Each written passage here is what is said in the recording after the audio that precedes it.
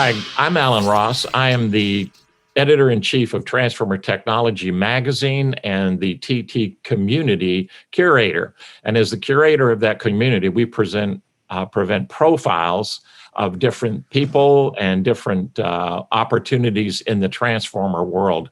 There's a special one today. Our guests are Herman Vogel, who's VP of Development of TJH2B Analytical Services, who's the host of TechCon 21. We'll talk about that in a minute. Welcome, Herman. Thank you. And we've got John McDonald. John is, John's unique. I never really know what John does, but he does it for GE and he does it for the world. He does it for IEEE. So John, you are with General Electric. Thank you for joining us. Thanks, and Alan. then I've got Chris Root, the COO of Vermont Electric, and you were just named, I don't know, I think it's King of Seagray, right? There's something important at Seagray. No, thank you. Alan, I'm going to be starting this January the president of the U.S. National Committee of Seagray. So Seagray each country has a national committee. So I'll be the president of the National Committee for Seagray. Excellent. And I know both John and Chris are very, very actively involved in IEEE and have been over the years. We'll talk about that a little bit separately. But we're here to talk about TechCon 21. Back in, I think it was 1986, Herman, or 76? It was a long time ago. TechCon started in, the first one was actually 1996 in New Orleans. 96. Okay, I gave you more credit for all of those things. Somebody had to be thinking about it. But 1996 in New Orleans. This year, TechCon 21, unfortunately, is not in New Orleans. It's not in Orlando. It is going virtual, which is a first for them. And as a result of that, what we wanted to do is just share some of the things that are happening with TechCon 21 to those that are attending, to have a little bit of an update, and those who've been thinking about it to get up and sign up. And for those who've just heard about it for the first time, look into TechCon 21. But we're going to start off with you, Herman, and I'd like you to kind of give some highlights about your expectations for TechCon 21 now that it's going virtual. Yeah, as we all know, the COVID virus has no boundaries. The epidemic has compounded all of the existing challenges and has put TJH2B services and other companies positioned to force us to utilize the modern technology via the virtual challenge. This is our first one, and we hope to go back to a live or hybrid one back in 2022, possibly in Phoenix with SRP. It brings a challenge where we don't have booths, where we start to incorporate virtual learning suites.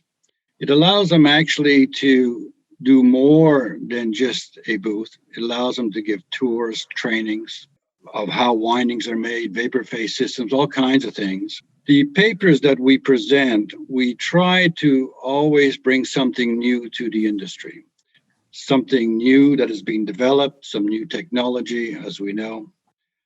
John McDonald has been a great supporter of ours over many of the years, has presented his world with all the books he has written for the grid solutions. This year's will be a little bit different. We have a panel session that will be moderated by Chris Root on explaining how all of the epidemic actually is working through the utility sectors. Can we keep the lights on? How can we work on these things? From SRP, ComEd, and Duke Energy. John McDonald will be moderating the panel on the second day on futuristic learning tools, which is driving our conference in that direction right now. The paragon that we've been going through has been sped up as opposed to gradually coming to this place. So we are forced to do this conference virtually. One of the things I like about the ability to do something virtual, as you said, it's sped up. All of us on here are of the age that we were born analog, yes. And some of us are going to die analog.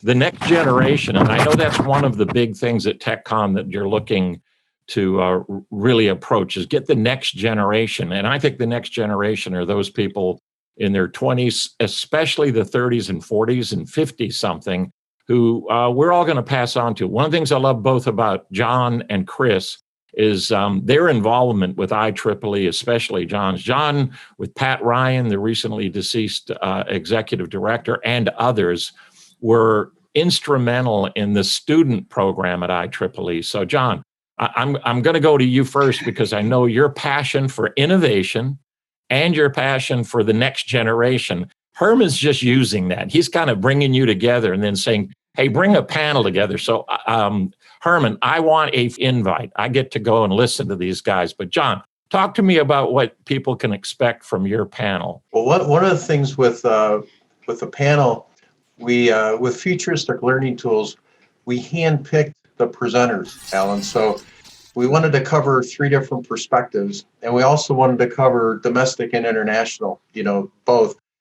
And I also wanted to cover a startup versus somebody more established in the industry versus an international utility and their consultant. So what's exciting to me is there's a startup that I've actually been advising since they first formed in Boston called TagUp, and very innovative ways to do transformer monitoring, diagnostics, and asset performance management. And in fact, at our U.S. National Committee Next Generation Network Paper Competition, which we have every year, last year the winner of that paper competition was a young professional from this startup company, from TagUp. And what was exciting was his name's Ben Mccormick, and the founder of the company, who I've been advising since the start. Listen, Ben is a data scientist who, the more he learns about power systems, he brings together data science and power domain knowledge. And so as a data scientist, he won the young professional paper competition at a power system conference. And that's exciting because that's the future. And so the first speaker is the founder of the company, the founder of TagUp, good friend of mine, used to work at the GE together. And he's going to talk about the innovative things they've done on heterogeneous data sets and applying machine learning to get more value out of the health data from transformers. Okay, very, very exciting. The second speaker is a good friend of mine for many, many years, Alex Apostolov. We know Alex. He's the editor of PAC World magazine. PAC means Protection, Automation, Control of the Electric Grid. And he wrote a paper for Seagray that was accepted for Paris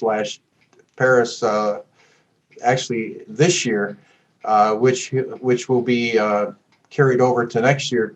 But it's a fascinating paper on the application of artificial intelligence to asset performance management. Okay, so the first one with John is machine learning and heterogeneous data sets. The second one is artificial intelligence applications to asset performance management. And then the third one, a PhD, Tina, a woman from Taiwan, who has a consulting company called Intergrid, has been working closely with Tai Power. And we have health information from Tai Power, from their assets, and she's been analyzing that information. So it's kind of an innovative approach from an international utility that'll give us a little bit different perspective than we will get from North America. I think it's fascinating. I mentor a young gentleman who, John Trout, who is with First Energy, and he is managing a group of people. And his career has been, since he's been back at First Energy, has been focused on substation rebuilding and new substations. And they spend about $1.2 billion every year. And John has managed that process. However, he has been asked to look into the impact of AI and machine learning. So in our mentoring call on Friday, I mentioned that I had attended a conference where some data scientists from Southern Cal Edison had used machine learning to now change the way that they replace transformers in the distribution network, save them millions of dollars. Everybody on the panel, 4 different people, were all data scientists. This was 2 years ago. Yeah. If you look at data scientists, it's the #1 new degree program of people coming out of university. So we're no longer hiring double E's. We're hiring data scientists. So Chris, Vermont Electric, Seagray, you are a busy man as well. What is your role? What have you got coming up for TechCon 21? So I'm going to be giving a paper about the changes in the telecommunications space, particularly with substations, right? So as a key component to big data and bringing back all this data, traditionally we brought it back through SCADA systems, right? Well, we've overwhelmed our SCADA systems with points, and some of this stuff doesn't need to be used to operate the power system on a minute-to-minute basis. So most utilities have been trying to find ways to bring back information on a new path, right? A different way to bring it back, which should be maintenance, all the data that John's talking about, so the data scientists to develop new asset management strategies to save money and improve reliability. So the idea of communicating to these substations in a different way is more and more important. And as we know from the telecom industry's deregulation is that more and more utilities now are putting in their own private networks and not being tied, particularly with cyber concerns, to actually have it under your own control. For example, my company, we're a transmission-only company in Vermont. We actually have twice as many miles of fiber optics as we do transmission miles, okay? It's because we have fiber that goes to all, not only transmission subs, but distribution subs, and we're bringing all that data back, bringing SCADA data back, but we're also bringing back information off our GE monitoring systems for our transformers. We're bringing back alarms that are not critical alarms, information back, weather station information. All of this type of information is being brought back separately and putting into a PI database that we have that we can actually share with others. We have a community agreement with OSI Soft to allow other people to use this one database. So we have one single place where we can do data analytics for the whole, in our case, the whole state.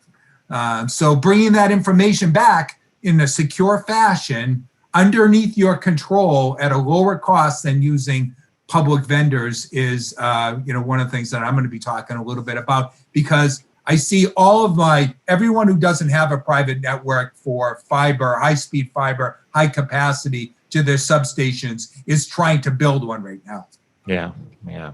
It's interesting as just these two gentlemen. I know, Herman, you got a lot more to offer at TechCon, but neither one of you really, you mentioned transformers, thank you for that. But the truth is we're no longer focusing so much on the assets.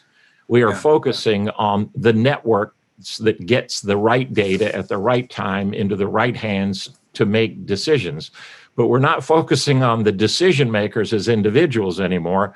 We're looking for AI and ML to solve just tremendous amounts of data that if we don't get, as John's first chapter tells us, if we don't get that in place, we're going to be flooded with data that goes nowhere, that doesn't do anything. Herman, I commend the folks at TJ for the quality of what you do at TechCon and for the content that you're bringing. And I'd love a commitment that after you have the conference, here's another commitment, right? First, I'm coming. And then secondly, some of these papers I would love us to actually publish in the magazine after the conference so that people can find out what's happening. Here's what I will tell you for those that are considering coming. You cannot replace the ability to ask questions, to be in the room, even virtually. And so coming to TechCon 21 is as important as it is. The papers alone won't do what you can do when you have live virtual. The world has gone virtual. We're much better at it today. And I can promise you that the people that are putting this on for TJH2B are going to do a bang up job to do it. But there are other great people coming. I cannot imagine any two, if you just added one more person from the IEEE world, okay, that would be Wayne Bishop. And it would have been Pat Ryan, but Pat is no longer with it. But it would have been Wayne Bishop. And he could have been the triumvirate, because I think all of you have one thing in common. If I'm not mistaken, you're Eagle Scouts. Aren't you Eagle Scout? Are you an Eagle Scout? I'm not. Okay. I'm not. And it seems that everybody else at IEEE I ever talked with was an Eagle Scout. Anyway, this will be a great conference. I cannot tell you how much you will enjoy not only these two speakers, but the rest of the program. But this has been a profile from Transformer Technology community on the TechCon 21. Thank you, gentlemen, for your time.